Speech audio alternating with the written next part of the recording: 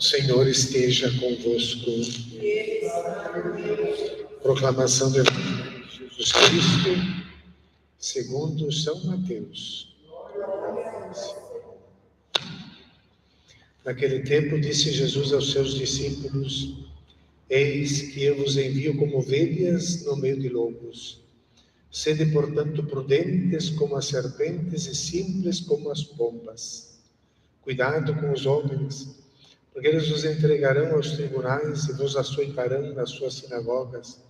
Vós sereis levados diante de governadores e reis por minha causa, para dar testemunho diante deles e das nações.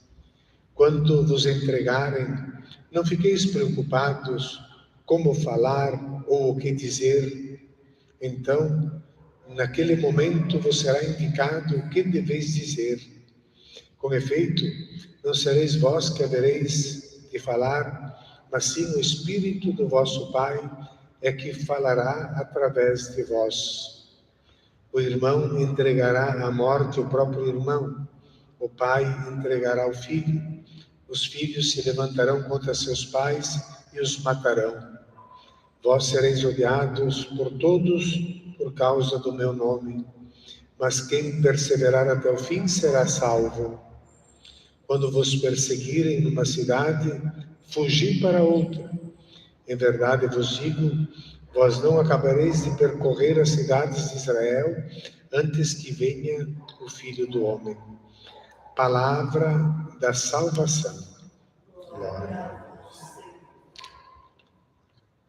Só um instante, irmãos e irmãs, meditemos esta palavra de Deus neste dia bem frio que estamos vivendo, é inverno, né?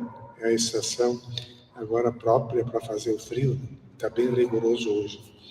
São Camilo de Leles, este santo que nós celebramos a memória hoje, ele teve uma vida militar e mundana, e depois ele foi amadurecendo a sua conversão no hospital, onde ele foi internado com uma ferida incurável.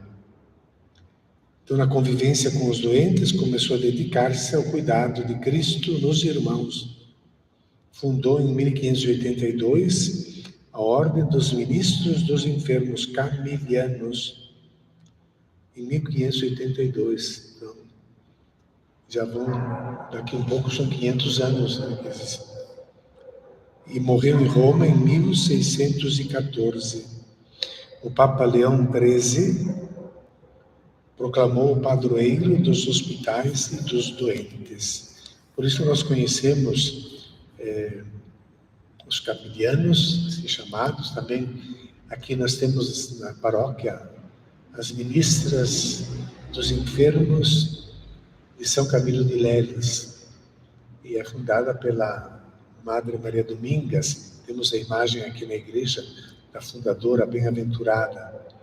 Tem os camilianos, tem essas irmãs ministras, tem também as camilianas, que aqui na diocese elas estão lá na cidade de Riozinho, em um pequeno hospital lá. Em todos os casos, alguém que se dedica aos outros, que cuida dos outros. Na liturgia de hoje, nós vemos, além deste evangelho que nos adverte sobre o ódio, as dificuldades de testemunhar o evangelho, porque o evangelho vai dividir a própria família, uns contra os outros, aí vão criar ódio, e parece que o ódio é muito mais capaz de nos engajar. Especialmente estamos aprendendo agora, no século passado, com Hitler e com os fascismos espalhados no mundo, como aqui no Brasil, o ódio engaja muito mais. É preciso criar ódio de alguma coisa, aí você vai ter gente que vai atrás. Mesmo que seja coisa falsa, vamos odiar. Parece que atrai muito mais, né? E Jesus está advertendo isso, cuidado, né?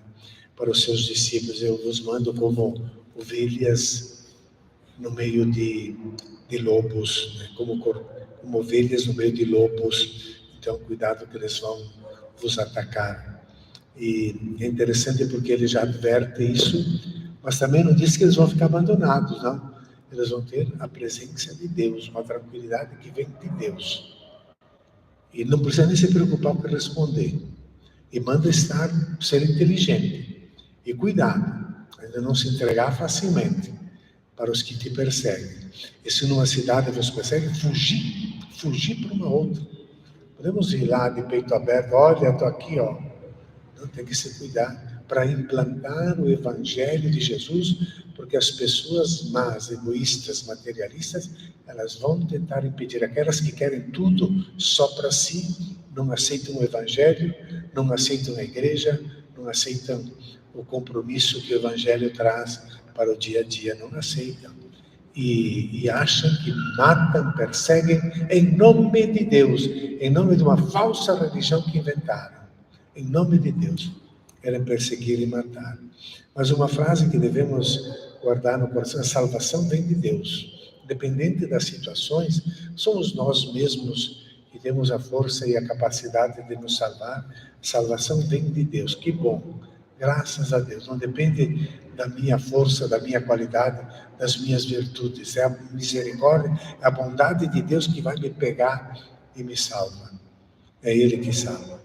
E vai me salvar também na hora da perseguição, como diz aqui o Evangelho.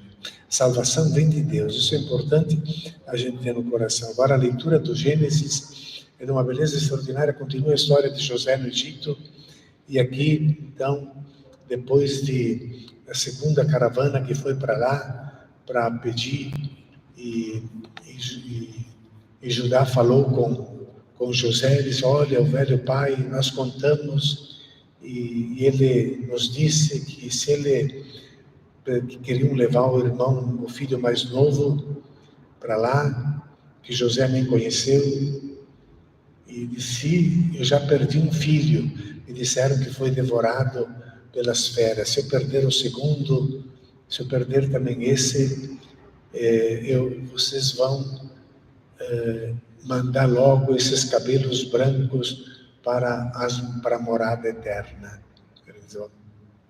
para baixo da terra. O desgosto seria grande demais. E então combinam, mandam lá buscar, e agora estão chegando. E por isso que aqui diz assim, ó, e é uma narrativa que está preparando a questão dos hebreus que ficam escravos no Egito. Quem é que os levou para lá? E eles estavam aqui no Canaã, aquilo que a gente chama de Israel, e acabaram escravos no Egito. E aqui vai mostrar essa história, então, dizendo que Israel partiu com tudo que tinha.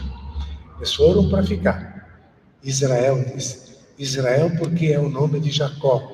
Jacó, que mudou o nome na luta como anjo, recebeu o nome de Israel porque lutou contra Deus. Lutou com Deus. Aquela luta lá naquela noite. E então chegou a Betsabeia, ofereceram sacrifícios ao Deus do pai Isaac. Abraão, Isaac, Jacó, que é Jacó, que está indo para o Egito, com tudo, com gado, com rebanho, com a família, com carroças, com tudo. E ele recebeu, então, uma mensagem durante a noite: não tenhas medo, Jacó, de ir para o Egito, que eu vou contigo. Deus está dizendo: é esse o caminho mesmo, vai para lá. E assim vão preparando a história da salvação que vai acontecer no Êxodo. E então diz que eles chegaram em Gesem. Gesem é no Egito, no norte do Egito, a oeste, não, a leste, Egito, a leste do Egito.